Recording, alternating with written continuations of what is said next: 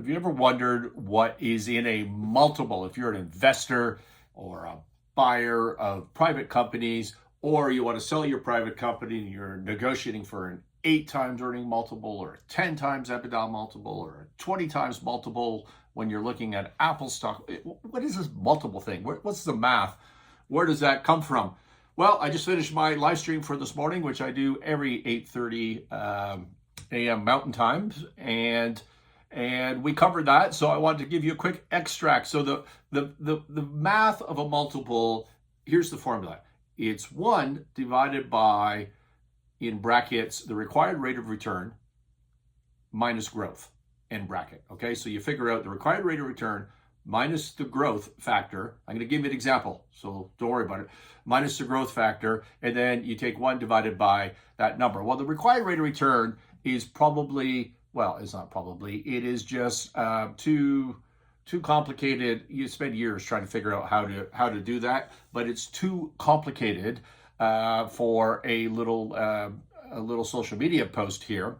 But the general components of that is you start with your risk-free rate of return, like what could I earn if I invested my money in T-bills instead of equity, and then you would put an equity premium on that, and then so that's because I'm not going risk-free. I'm taking some risk into a company that could not earn or properly or go bankrupt. I might lose my money. I'm not going to lose my money on a risk-free rate of return. And then you add on top of that a company-specific premium, like the chances of Apple going bust are not very good. The chances, of course, entertainment going bust are like 100%.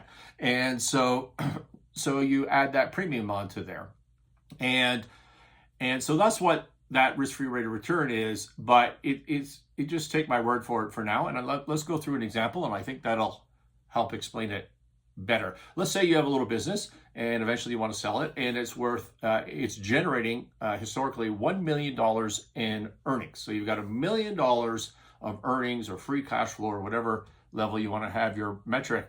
And let's say some valuator convinces you that your required rate of return, or the weighted average cost of capital, if you want to substitute that, is 15%. So you started with your risk-free rate of return, you put an equity premium there, company specific, and a 15% is what you decide is your rate of return, and you have no growth. So what is the multiple?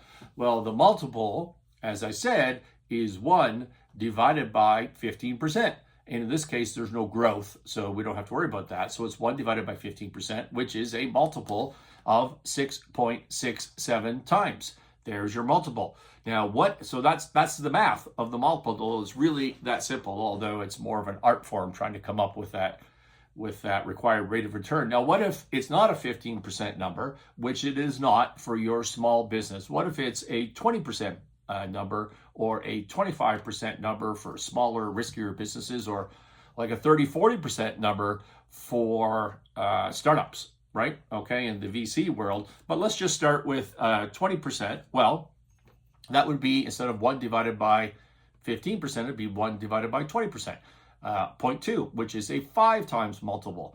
So the multiple drops as your required rate of return goes up. It goes up from 15 to 20%. Your multiple goes from 6.67 times to 5 times earning. Okay, you understand? So that is the math of a multiple. But what if we introduce growth into the equation? Because the growth is the huge driver of valuations, particularly when you're well, it just is. It's the huge driver of all valuations. So if I could just look at that for us, here we are. We're on my notes. So what if you had a 10% growth added to what I just described? So you get a 20% rate of return. You've got $1 million in earnings. We came up with a 5 times multiple, right? So that'll be a $5 million business instead of a $6.67 million business with a 15% rate of return. Well, what if it was a 20% required rate of return? So that's the risk level, but that $1 million was going to grow at 10% every year into infinity. What if that? Well, now your formula requires you to take that required rate of return, which is 20%, but then subtract from that the growth. So 20% minus 10% is 10%. So now it's 1 divided by 10%, right? So what is that? That's a 10 times multiple. So with the exact same risk and no growth, it was a 5 times multiple. It was a $5 million business. With a 10% growth assumption, it becomes a 10 times multiple, a $10 million business. The impact of growth is huge. It's huge. It is the most important thing. A 15% growth assumption, which is a huge growth assumption, remember, it's into infinity, is a 20 times multiple, not a 10 times multiple. So Apple, for example, has historically traded at 20 times projected earnings. Why? Because of growth, not because of risk, although the risk is really low, which means a high multiple, but because of growth. It is now at a 30 times multiple. What do you think is going to happen, you investors, when someone like Apple and all the tech companies last week come out and say, wow, our growth is going to slow down?